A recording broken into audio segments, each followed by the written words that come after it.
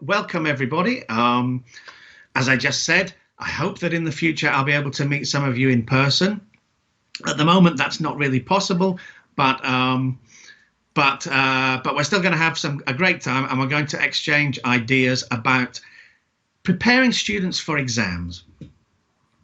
Now, I just want to quickly say that, as Louise said, I'm the author of this series, Optimize, from Macmillan.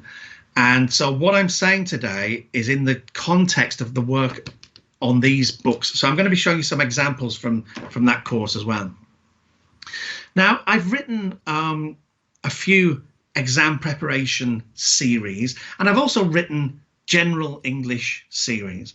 And so I've thought a fair bit about what the difference is between them exactly, and what they have in common. And I think that one thing that they certainly have in common is that the most fundamentally important way in which we prepare students for exams is that we capture their attention, is that we engage them in the content of the lessons that they're doing. To do anything else is death, because as soon as you start to focus purely on the exam, then the motivation levels go down, the energy in the classroom goes down. We need to make sure that the focus is always on interesting content. So in a series like Optimize, for example, we've got things like this is a text about a family who decide to live without technology as if it was 1986. Some of you may remember 1986, some of you may not. I just about remember 1986. Things like new media, YouTube stars, things like sustainable fashion and the impact that producing jeans has on the environment. Topics like making your own movies, your own films, and we're very used to talking about the negative effects of video gaming, but what are some of the positive effects of video gaming? So those are just a few examples of the kind of engaging topics and texts that we have in Optimize. And then we're trying to prepare our students for this. So somehow we need to go from, we've got their attention, we've got them engaged in the lesson, their attention towards this very dry, often uninteresting, often challenging exam type task. So what we're going to be talking about today is how we do that. When my students prepare for exams, I need them to think about two things. I need them to think like an examiner, and I need them to think like a candidate. They need to put themselves in the shoes of the examiner, and also they, of course, are the candidate. And that means I want them to ask themselves two questions. And those two questions have consequences for what we do in the classroom. The first is, what are they trying to test? Exam tasks are not put together at random, and they do not just somehow test your English in a general sense. Exam tasks are specifically designed to test certain aspects of English. So the more you understand what they're trying to test, the better you can, the higher you can achieve on that task type. So the first question, what are they trying to test? And then the second question is, once I understand what they're trying to test, how can I give myself the best chance? Okay. Now, from those two questions come two ideas. The first question, what are they trying to test? This leads us to thinking about exam skills, the skills that exams are trying to test. How do I give myself the best chance? That's about exam strategies. So that's why in my title I've called it the role of skill and strategy, because I want to look at these two areas of exam skills and exam strategies. So exam skills are things like scanning, skimming. In reading tasks often test your ability to scan, your ability to skim. Reading or listening might test your ability to make deductions. In speaking or writing, you might have to express preferences or give reasons. And the tasks are designed to test these skills. The strategies are the mechanics of how you go through the exam task, the exam techniques, if you like. So these might be things like underline keywords, or cross off the incorrect answers, or think carefully about pronouns. So these I'm going to call exam strategies. So when we want to decide what kind of exam skills are being tested by a given exam task, then we have two main sources for that. The first source is anything that has been officially published by the examining board, where they say, in this task type, we are trying to test this. Okay. Some examining boards are better than others at giving you that kind of information, and even with good examining boards, sometimes the information, you still need to do a fair amount of work yourself to figure out quite what they mean, or exactly what is included within that within those definitions. So the second source of information is your own analysis of what is tested in those exam types. This is a first for schools exam task type. It's a multiple choice closed passage. So students read a passage, words have been removed, and students have to choose the correct words to complete the passage. If you read the First for Schools handbook, they tell you that the main focus is on vocabulary, e.g. idioms, collocations, fixed phrases, complementation, phrasal verbs, and semantic precision. Okay. For example, this is the first sentence from the text we just looked at. Hans blank his first public performance only a year ago when he danced in the Nutcracker with the local dance school. And the options given are gave, showed, put, and past. Now the answer, of course, is gave. Okay, so this is what we want our students to get to be able to achieve. So my first question for you to discuss, or for you to suggest your ideas rather, my first have your say is this. How can we help students prepare for the multiple choice closed task? What can we do that helps them? Okay, so yes, this, as I said at the beginning of the event, and a window will appear on your screen now with this question: how can we help students prepare for the multiple choice closed task? We'll give you a couple of seconds to, 10 or 15 seconds, to write in short answers. Just keywords will do. And while we're doing that, it's a good question. It's a really important question, obviously, how to prepare them for this type of task. And I think I would say that this is exactly the kind of way in which we have to think as teachers. We have to look at a particular exam. You can't prepare students for an exam in a general sense. You've got to look at individual specific tasks, and you've got to say, what does that task want from my students, and how do I get that out of my students? So I think I've only got time to look at one or two task types today.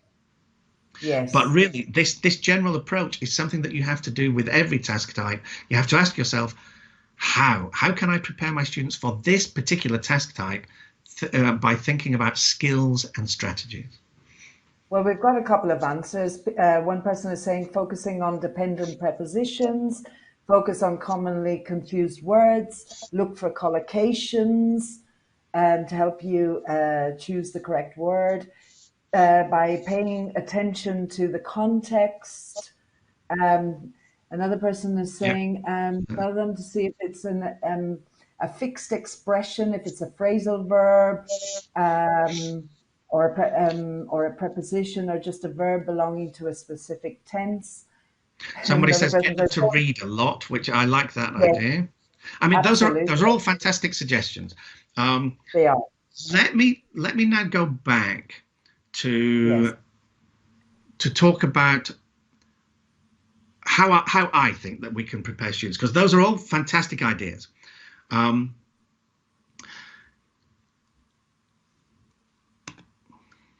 Preparing students for multiple choice closed tasks.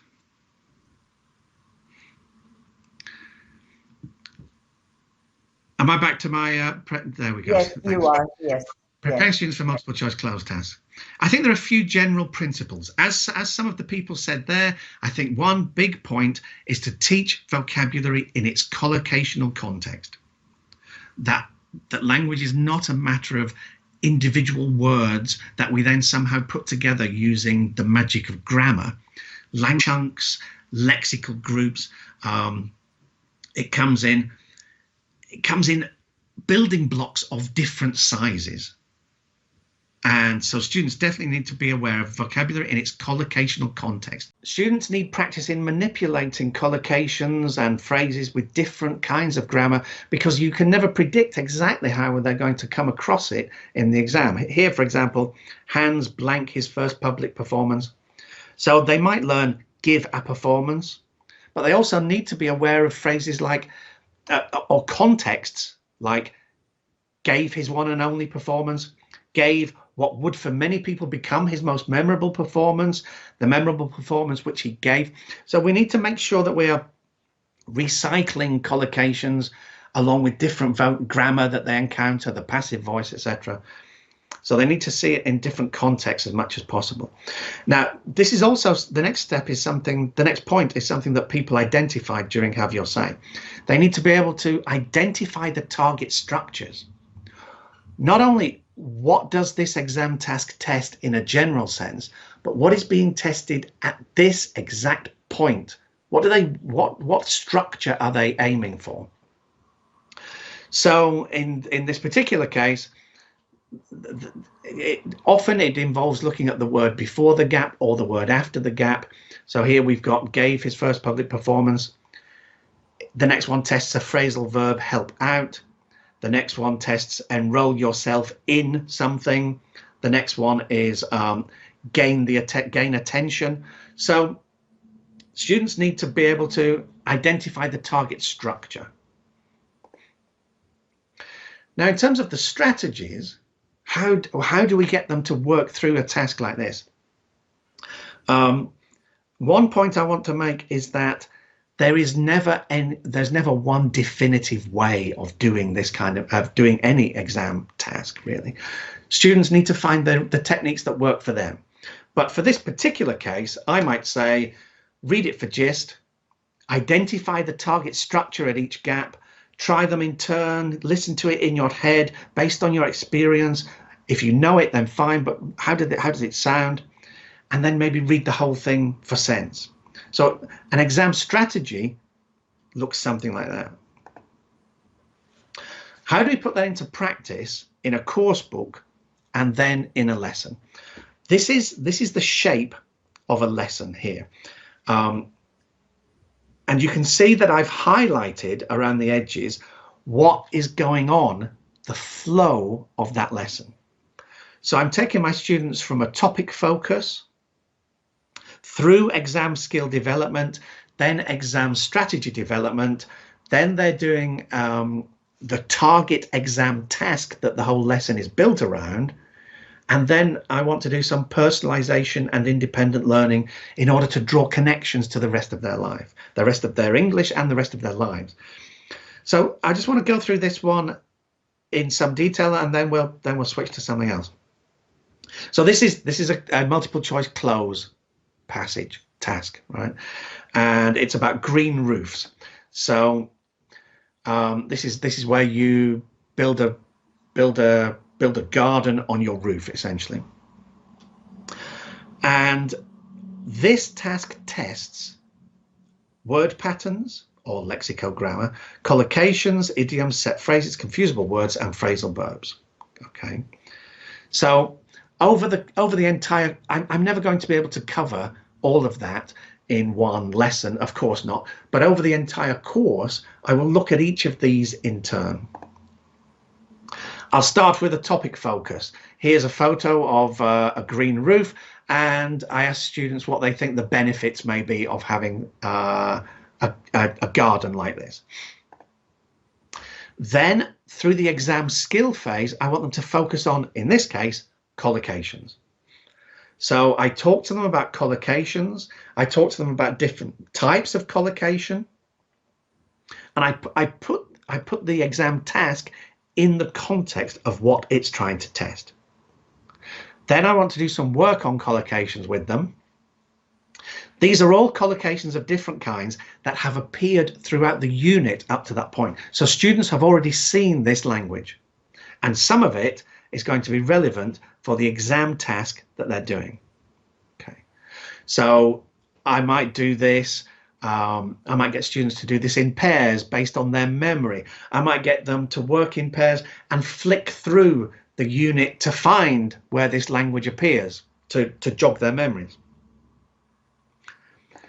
Then I want to move into the exam strategy phase, and we have this feature called Optimize Your Exam. These all talk about different exam tasks and the optimal strategies for approaching those tests.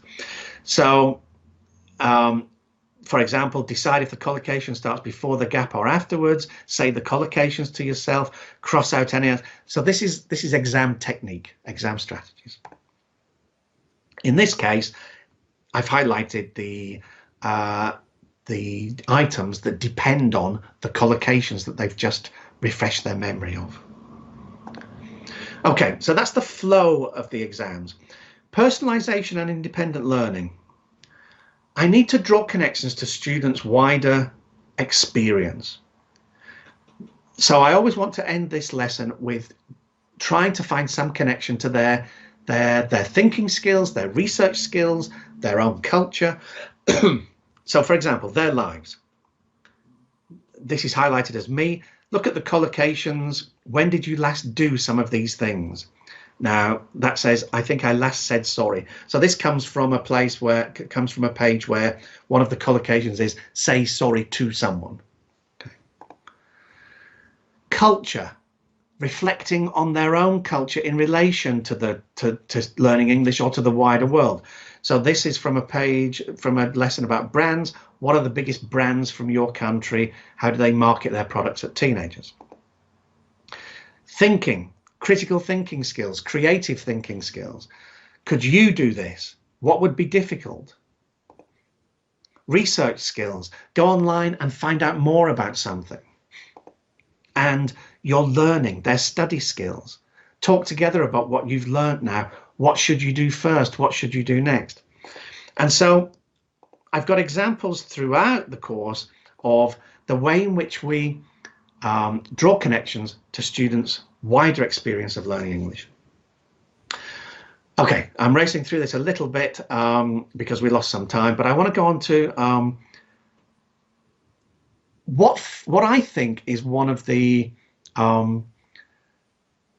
least accessible exam tasks, which is sentence transformations. Out of all the exam tasks, this is the one that can seem to students the least real world. It can seem very almost mathematical, like trying to solve a crossword puzzle.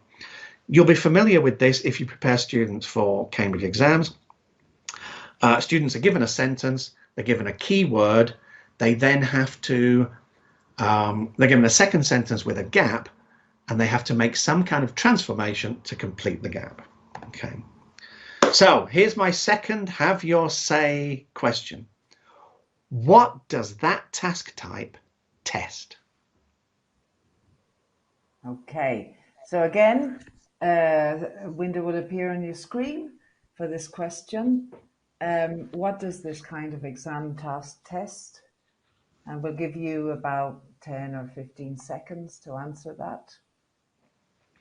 I'll just say, while you're answering that, yeah. I'll just say that it's funny that I think this kind of task suits some students more than others, and not necessarily the students whose English is the best. In some ways, this can suit the students who have learnt English in quite a mechanical way, and they can do these kind of transformations sometimes, but then lack fluency. So Yeah. I find this a very challenging task type to Yeah. prepare students for, because it can seem to some students a bit divorced from actually just being able to speak and use English. Yes. Yes. And a bit kind of acrobatics, no? Exactly. Yeah. Yeah. The language. So people are saying lots of ideas coming in. Thank you, everybody. It's teaching. One person saying is teaching, testing, well, language in general, their ability to rephrase using different structures. So to rephrase is coming up a lot. Yeah. Say something or write something in a different way to mean the same. Collocation, testing that. Grammar structures, set phrases, patterns of grammar, That's vocabulary. all. That's Those, all yes. absolutely true. All absolutely true. Yeah. Um, and if we go back to now to look at the slides and look at what Cambridge say in the First for Schools handbook. They say that this exam task tests grammar, vocabulary, and collocation. That sounds like it could mean almost any language. Grammar, vocabulary isn't grammar and vocabulary. That's pretty much everything, isn't it? So I think, but I think that is very misleading, because in fact this task type can only test a very limited set of grammar, particularly. So one practical technique that I just want to share with you is, with this kind of sentence transformation, don't give students the keyword and don't give them the second sentence. Let's get them thinking about, why have they given me this first sentence? Because often you can deduce what they want just from looking at the first sentence. Because this task type, and I've written many of this kind of task type, can only test a subset of language.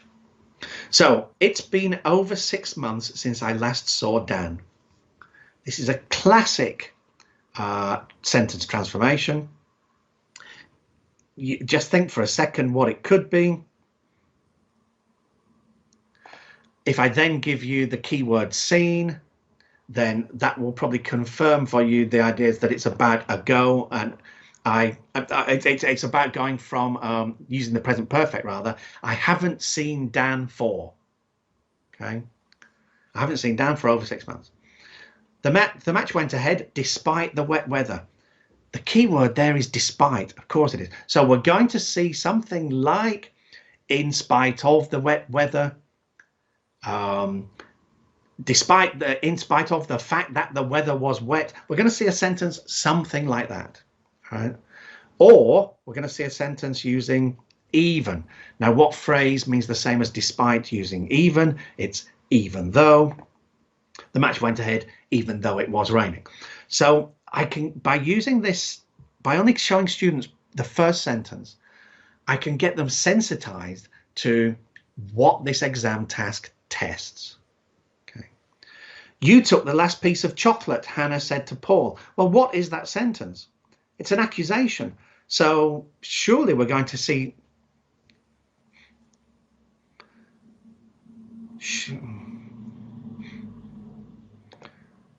What's happened Okay, there? so we've had a slight connection problem again. Don't worry, we'll be back in a minute. While we're waiting for the connection to come back, think about this last sentence. You took the last piece of chocolate, Hannah said to Paul, accusing Paul. And what keyword do you expect as a prompt? And what kind of sentence? So it's an accusation. So we're looking at direct speech. So we're probably thinking about, I'm not going to tell you though. I really want to tell you, but I'm not going to tell you. We'll be back in a minute. Think about that. We're back Am I back? again. Love. All right. Yes. Fantastic. Perfect. We'll go back to the Uh, slide. Lovely. all right. Do you know what? I think the I think it's the weather. Let's blame the weather. Okay. It's There's British, it's terrible British weather. Of course it That's what it is. is. I mean, Oh, to me, right now, it is pretty terrible British weather outside my window. yeah, It's grey and it's raining, so I suspect the weather is. I don't know how these things work. Okay. yeah, no problem. But we're with the last sentence, so it's in direct speech. It's an accusation, All right. and people Fantastic. about what the Okay. key So com. Yeah, since it's so as you might guess, it's an accusation. We've got the sentence accused, and of course it's going to be Hannah accused Paul of taking. Okay. So just a simple technique for sensitizing students to what they're trying to test.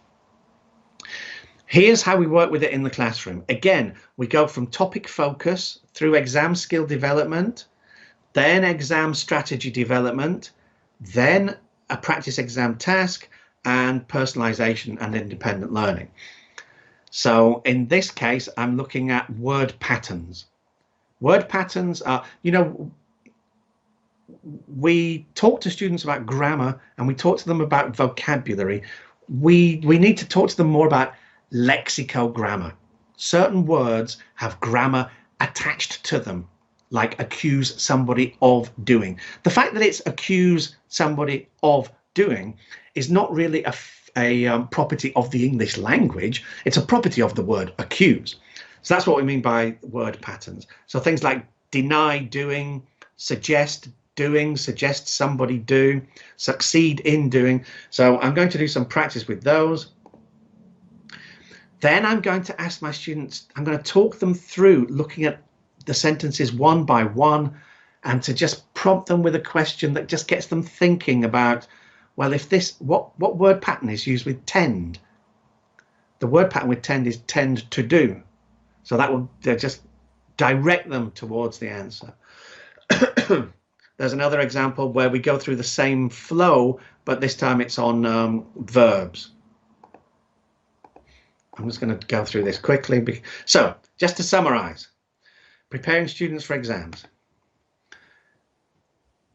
They need to think about these two questions. What does it test? What should I do? And you need to use published materials and your own analysis to identify the exam skills. You need to identify the exam strategies for your students, bearing in mind that there may be more than one that works. Let's not be too rigid, give students flexibility, but help them to identify what works for them. Work methodically on those exam skills and exam strategies. Design tasks with those skills and strategies in mind. And then I fundamentally believe that the best way to prepare for an exam is to learn English. And the best way to learn English is to place what they're doing in exams within the wider context of their lives. Let's try to draw connections between their ideas, their culture, their ambitions, their thinking skills. So that has been a very quick, somewhat interrupted overview of how you might use skill and strategy to prepare students for exams. So please do now, again, through the chat box, send any questions you have for the next few minutes. I'll do my best to try to field some of those questions. Great. Well, that was great. Thank you very much, Steve. Yes, we'll have a couple of minutes now for people to send in any questions or comments. While we're waiting for people to send in their questions and comments, I do want to comment. I was quite struck by, I think you've provided a very good framework, particularly in the lesson, your lesson, say, shape, having an engaging topic. Shape. I think shape is a very good word. I think that for me, planning a lesson is about the shape of the lesson. Another good idea, I think I might have mentioned this, is flow. How do the activities flow together, and what is the overall shape? If you can get that, and then exactly what you do within that You can have a lot of flexibility, but if you as a teacher should have an idea of what is the shape of this lesson that I'm going to give, what are the phases that I want to go through. So yes, I Yes. think your notion of shape is a key idea actually.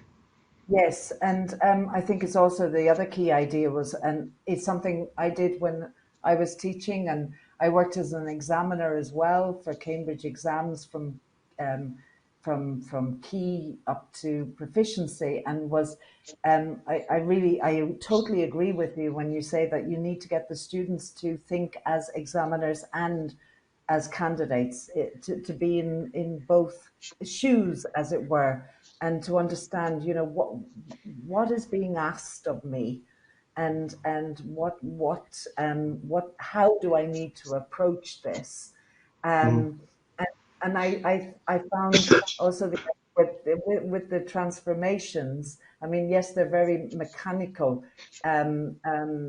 activities, but I think what we're really saying to students, we're sort of trying to make it as transparent as possible. And that what we're doing in the classroom is making all of this, making these exam task types as accessible as possible, and then connecting to their own lives, so that Yeah, I the mean, exam do, do is you know part of another? English learning, but it's not the be all and end all.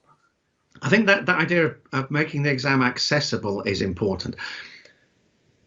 I want my students Yeah. to understand the whole process.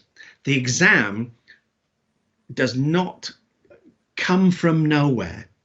It comes from people sitting down and planning how they are going to test your English. So the more you can have an insight into that process, the more you can think like an examiner, the better. And another good way of doing this is to try and get students to construct their own exam tasks. You can do it particularly with simple, with these kind of Yes. sentence transformations. That works very well. Ask students to write sentence transformations for each other.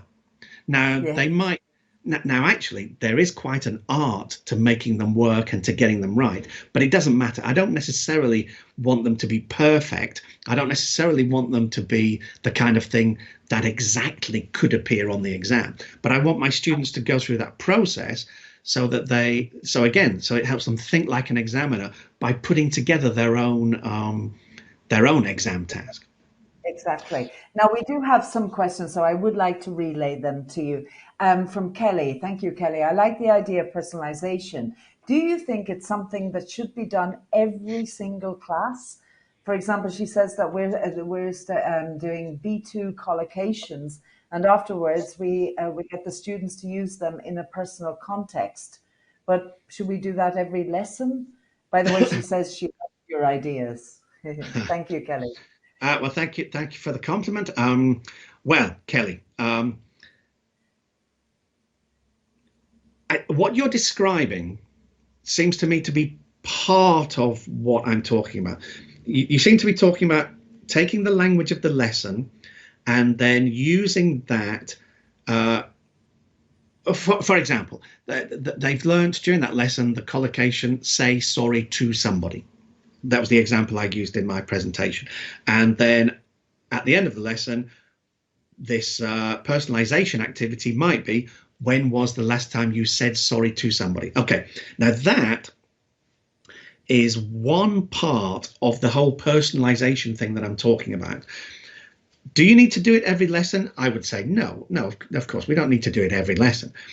But I think what we need to do is we need to see it as a more varied thing than just, here's the language we've studied today. Can you use it to talk about yourself? That is part of it. But there's lots of other areas. That's why with these personalization tasks in Optimize, we divided it into 5 areas: your research skills, your thinking skills, your ideas. We had one called me, which is about you, and one called learning. And that tab of learning, that's where we particularly focused on, can you use this language to talk about yourself now? In the others, we treated it a bit more flexibly and looked at things like the topic. How does it reflect on your culture? So it's not that personalization and independent learning is not just for practicing today's language. That's part of it. Do you have to do it every lesson? No, of course not. But the more we do it, I think the more our students feel connected to what can be dry preparation for exams. There's another question. Do you think reading the task aloud helps students to understand and remember the collocations and structures? Yes, I guess I do. I guess it depends on which task type you're talking about. For the kind we saw today, those kind of use of English tasks, then yes, definitely. Because I think partly when it comes to looking at individual structures in the context of attempting the exam task, it's partly an oral memory of have you heard it in addition to have you seen it written down. I think that is a good technique. It's not going to work for some other types, but certainly for things like sentence transformations, for things like multiple choice close or open close tasks, then I think that is a good technique, yes. Yes. And another question, how can we create contexts for those patterns and collocations to come up naturally? Well, that is a very good question, and it's something that I have to do all the time as a course book writer. Yes. And it's not always easy. You know, we spend a lot of time putting together courses with the aim of trying to create linguistic contexts, texts, listenings, etc., where the language that we want our students to acquire comes up naturally. It's always challenging. It's always challenging because you want a text to do a number of different things. And so it's a constant balancing act between giving the opportunity for practicing reading skills. It's got to work as an exam task. It's got to also read naturally. It's got to also give me some language that I want to use. And spark interest, yes. Yes, and it's a real challenge. The simple answer is rely on the coursebook writer to do it. for you yourself to put it together, it's quite challenging. That boils down to a question of how good a writer you are, you know. Yes, of course. And the person is saying, as teachers, we always find ourselves with a certain student who doesn't know the grammar. How do you teach them through these strategies if they don't know the word patterns or the grammar structures they need to use? So you finally aren't teaching the techniques, but rather go back and teach grammar. Well, I think we're doing that all the time, aren't we? I mean, we have. To some extent, that's inevitable because yes. I'm going to say it's not just a certain student, it's that all students at a certain level will have strengths and weaknesses. And I think it's probably inevitable. I think one technique is to pair students to get them to analyze something together, like a sentence transformation. Put them in groups, get them to analyze it together so that they are, in a sense, not exactly teaching each other the grammar, but they are at least reviewing certain aspects of the grammar together so that you're not constantly teaching the rest of the students something they already know. So I would use students as a resource to try and kind of cover some of the gaps together. And then if you find that you mentioned a certain student, if you find that a significant number of your students are struggling with, let's say, the passive voice, then a quick review of the passive voice. It depends what level you're talking about. Something like the examples I showed you are kind of B2 level. There, they've all encountered the passive voice before. So I would expect it to be a review rather than new teaching. So a quick 5-minute review of how the passive voice works, if enough students are struggling with it. Otherwise, put them in groups and get them to discuss the grammar together, and they will almost teach each other. Great. And just one final question is, when checking multiple choice texts, for example, part one of the use of English, um, should we focus on why some of the answers are incorrect? Yes, absolutely. I would say yes. It's something I actually used to do in my classes a lot Rather, because they, yeah. I would change it. I would change the emphasis slightly. I would Mm, say I wouldn't focus necessarily on why the answers are incorrect. I would focus on why the other answers are there in the first place, because mm, the other answers are not chosen at random. The distractors are chosen for specific reasons because it looks like they could be right. So, for example, with that, I gave you an example of the sentence of Hans gave a performance. Now, one of the distractors there, if I remember rightly, was showed. Now, why have they put showed? Because a performance can be a show, and you can, and one of the other distractors was put. Now, why have they yes. put? Because you can Put put on a show, but you can't put a performance. So, not so much why are they wrong. I think I would yes. focus on why are they even there? Because that then does multiply the amount of language that you're working with in the classroom for any given item. Absolutely. No, that's a really key point, and it's totally enriching, no, in terms of language, the language that they have to hand. Absolutely. Yeah. Okay, we're going to stop here.